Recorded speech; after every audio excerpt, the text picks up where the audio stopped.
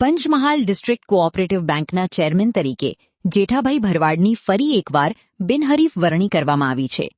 ગોધરા પ્રાંત અધિકારી તથા ચૂંટણી અધિકારીની હાજરીમાં ચૂંટણી પ્રક્રિયા પૂર્ણ કરવામાં આવી હતી. ભારતીય જનતા પાર્ટી દ્વારા ચેરમેન પદ માટે જેઠાભાઈ ભરવાડ અને વાઇસ ચેરમેન પદ માટે પ્રવીણસિંહ બારિયાને મંડેટ આપવામાં આવ્યું હતું. બંને સામે અન્ય કોઈ ઉમેદવારી ન થતાં બંને પદો બિનહરીફ જાહેર કરવામાં આવ્યા. જેઠાભાઈ ભરવાડ સતત ચોથી ટર્મ માટે ચેરમેન બન્યા છે, જ્યારે પ્રવીણસિંહ બારિયા વાઇસ ચેરમેન તરીકે પસંદ થયા છે. બંને પદોની 2.5 વર્ષની સમયમર્યાદા પૂર્ણ થતાં આ ચૂંટણી યોજાઈ હતી. પદભાર સંભાળ્યા બાદ જેઠાભાઈ ભરવાડે જણાવ્યું હતું કે બેંક દ્વારા પંચમહાલ, દાહોદ અને મહીસાગર જિલ્લાના નાના વેપારીઓ અને ખેડૂતો માટે શરૂ કરાયેલી સરળ ધિરાણ યોજના હેઠળ ₹20,000 સુધીની વ્યાજમુક્ત લોનનો લાભ 1 લાખથી વધુ ખાતેદારોએ લીધો છે અને સમયસર પરતફેડ પણ કરી છે, જે બેંક માટે મોટી સિદ્ધિ છે. આગળ તેમણે જણાવ્યું કે હવે આ યોજનામાં લોનની મર્યાદા ₹20,000થી વધારીને ₹1 લાખ કરવામાં આવી છે, જેથી વધુ લોકોને લાભ મળશે. ઉપરાંત બેંકને સમગ્ર ગુજરાતમાં જરૂરિયાત મુજબ વ્યવસાય વિસ્તરણ કરવાની મંજૂરી મળતા આગામી સમયમાં બેંકનો વ્યાપ વધારવાનું આયોજન છે.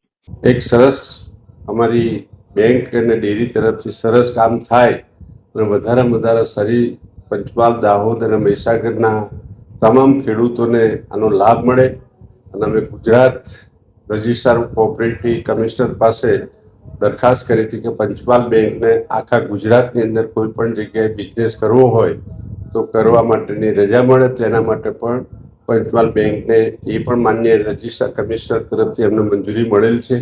ધીરે ધીરે અમે દરેક જગ્યાએ જ્યાં જ્યાં અમને જરૂરિયાત ઊભી થશે ત્યાં અમે બ્રાન્ચો ખોલી અને એનું કામ કરવા માટેની પૂર્ણપૂર્ણ જવાબદારી છે અને અમે એ કામ કરવા તૈયાર છીએ.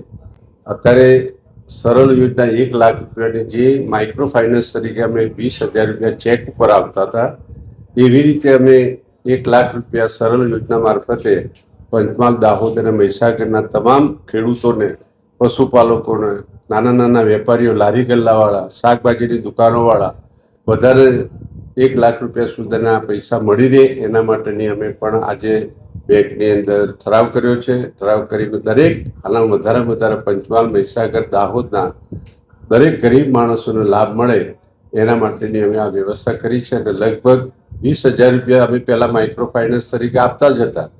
એની અંદર લગભગ 1 લાખ લોકો ₹20,000 માઇક્રો ફાઇનાન્સના પૈસા લઈ અને એ પૈસા ભર્યા છે અને મને કહેતા ખૂબ આનંદ થાય છે. એમાંથી એક પણ માણસના NPA અમારા પાસે નથી. 1 લાખ લોકોમાં એક પણ માણસનું NPA ના હોય એટલે મોટી સિદ્ધિ કહેવાય. એટલે ગરીબ માણસો પૈસા બીજા પાસે, સાહુકારો પાસેથી લઈ અને વ્યાજ બરાબર વધારે પડતું લેતા હતા, પણ બેન્કિંગ વ્યાજમાં સારી રીતે લોકો કામ કરી શકે, લોકોનો વિશ્વાસ વધે એના માટે અમે આ પ્રયત્ન કરીએ છીએ અને પ્રયત્ન કરીને બેંક સારી રીતે ચાલે એવી વ્યવસ્થા કરવા માંગીએ. જય